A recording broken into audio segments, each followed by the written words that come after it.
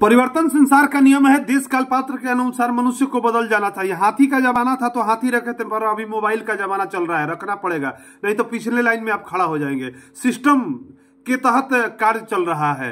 अब गया जमाना की आप मेहनत करके पैसा कमा सकते हैं। अब जिसके पास नॉलेज है वही पैसा कमा सकता है, वही अमीर बन सकता है। तो कहने का मतलब है, इस बात को भगवान भी स्वीकार किए हैं। राम ने कभी बताया नहीं कि मैं भगवान हूं, और कृष्ण ने कभी छुपाया नहीं। उस समय का जरूरत पड़ा कि नहीं बताने से भी काम चल जाएगा, तो राम ने बताया नहीं। और अगले युग में कृष्ण को लगा कि नहीं, बिना बताए काम नहीं चल सकता है, तो उन्होंने बताया। तो राम ने कभी बताया नहीं कि मैं भगवान हूं, और कृष्ण ने कभी छुपाया नहीं। राम का किया करो और कृष्ण का कहा कहो, इसीलिए कहा गया है कि राम जो किए थे उसको आप कर सकते हैं। मर्यादा पुरुषोत्तम थे, लोगों को मर्यादा में कैसे रहते हैं इसको बताते थे।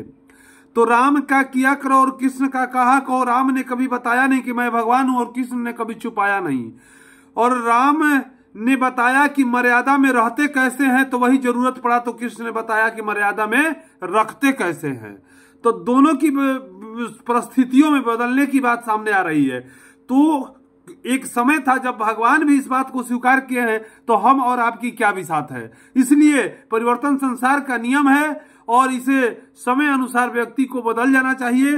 नहीं तो आप के दादाजी हाथी रखे थे, हाथी के पांव में सीकर लगता था, तो सीकर लेके बजाते चलिए कि हमारे दादाजी के पास हाथी था। आप हमेशा पिछले लाइन में खड़ा रहिएगा, इसका कोई वैल्यू नहीं है। युग समय जिस चीज का जब मांग हो उस समय उसको प्रस्तुत करना चाहिए, उसी के हिसाब से चलना चाहिए। समय जो कह रहा है उसके धारा में मिल करके चलिएगा तो हमेशा आप सफल होइएगा। धन्यवाद।